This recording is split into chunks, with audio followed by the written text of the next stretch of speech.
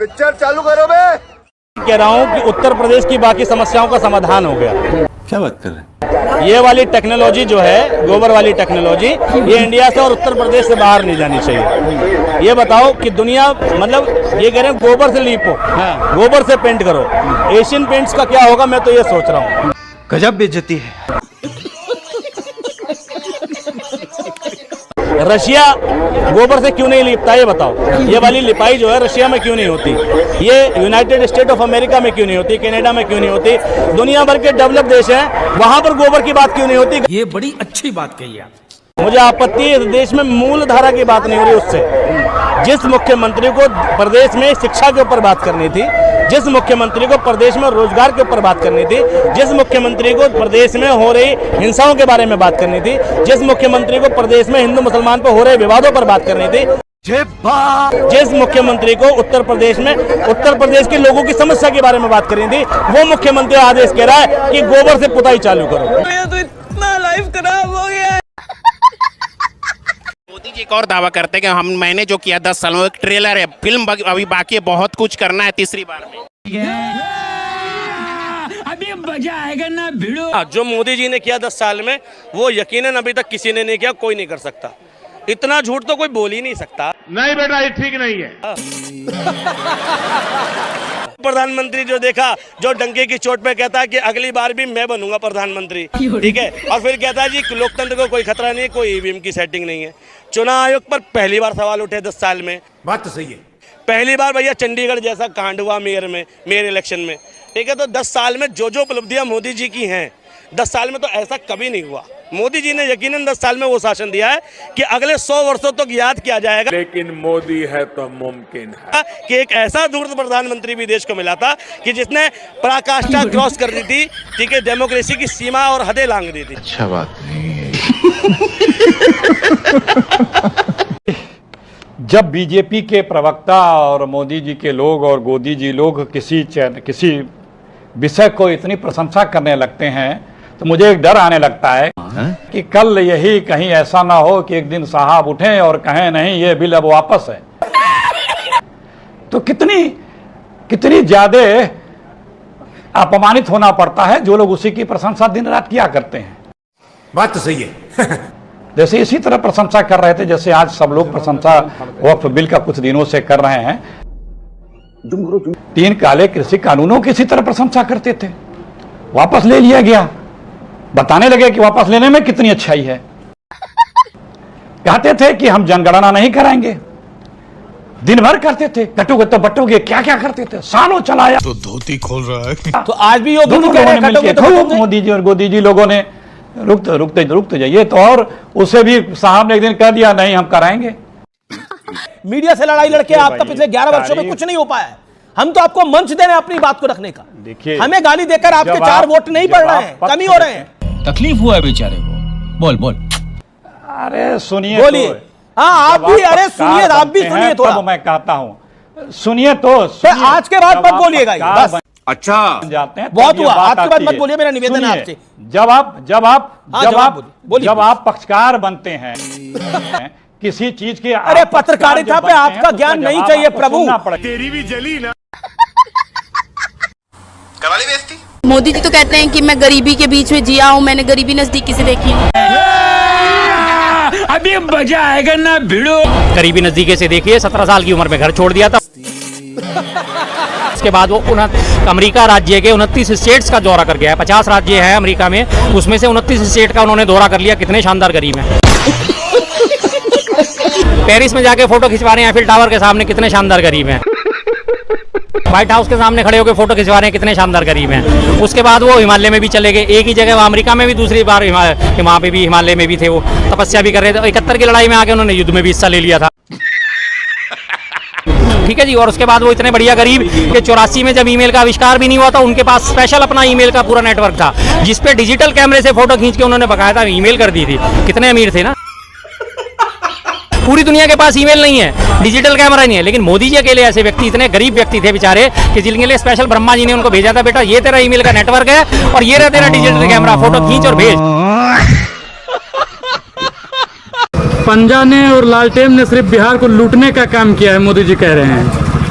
तो वो कौन उबारने का काम किए हैं? अरे मोदी जी आए हैं तो देश मजबूत हुआ है, बिहार मजबूत हुआ है। वो तो सब लोग देख रहे हैं कितना मजबूत हुआ है, क्या वो हमला हुआ है। आप बता सकते हैं बिहार कैसे मजबूत हुआ है? मोदी जी और नीतीश जी डबल इंजन मिलके बिहार को मजबूत करेगा, लेकिन किया तो नहीं है। मोदी जी ना होते तो नहीं होते हैं। हाँ जैसे बानर को नचाता है बानर वाला, हाँ वैसी जो है मोदी नचा रहा है नीतीश को, हाँ वो नाच रहे हैं। मोदी को हम लोग वोट नहीं देंगे। क्यों नहीं देंगे मोदी? हमारा मर्जी, हम नहीं देंगे। मोदी हमको अच्छा नहीं लगा। क्या नाम है आप? वो चाय बेचता है, उसको बोलो चाय बेचने।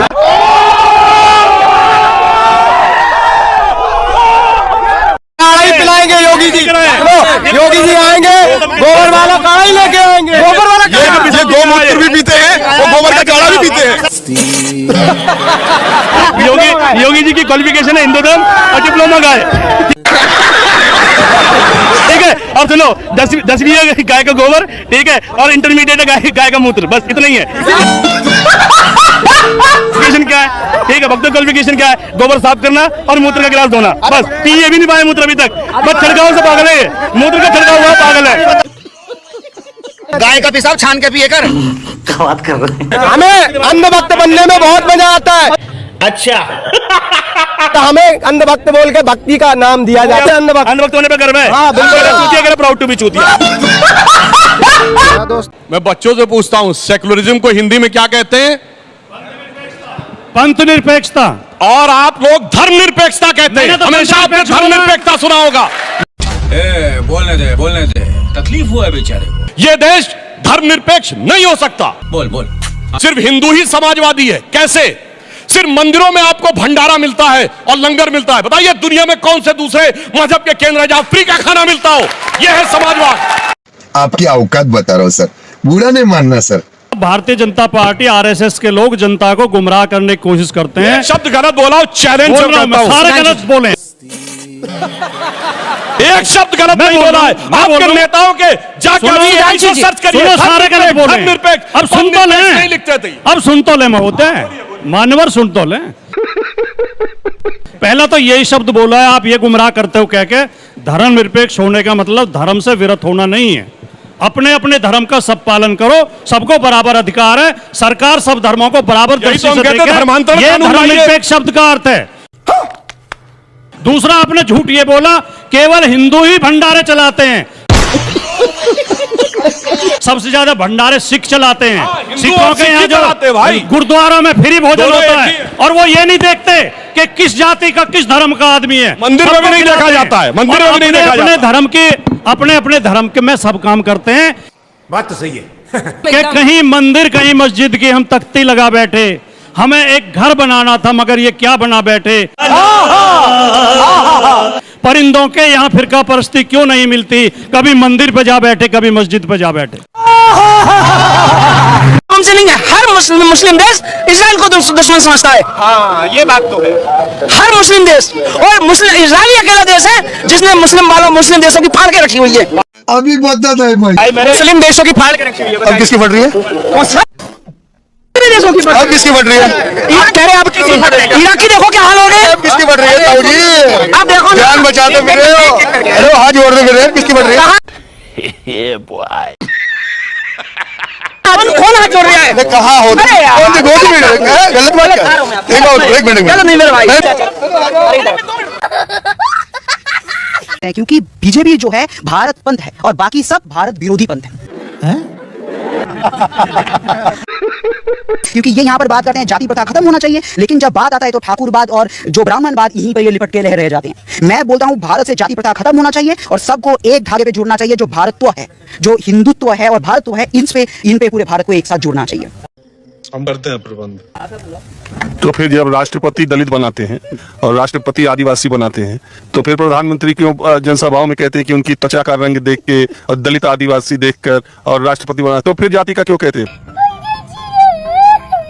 प्रधानमंत्री क्यों कहते हैं खुद को कि मैं पिछड़े वर्ग का आता हूं, मैं पिछड़े वर्ग का हूं, मैं ओबीसी हूं? क्या जरूरत है प्रधानमंत्री को स्टेज से राष्ट्रपति की जात और अपनी जात बताने का? इसका आंसर तो नहीं आता मुझे। देखिए, हम लोग सत्ता दिए हैं, ये बताने के लिए नहीं दिए हैं, लेकिन एक क्या होता है, जो प्रोसेस होता है। उपराष्ट्रपति कहते हैं मेरी मिमिक्री उड़ाई जा रही है, जाट की मिमिक्री उड़ाई जा रही है, ये पूरे जाट का सम्मान है।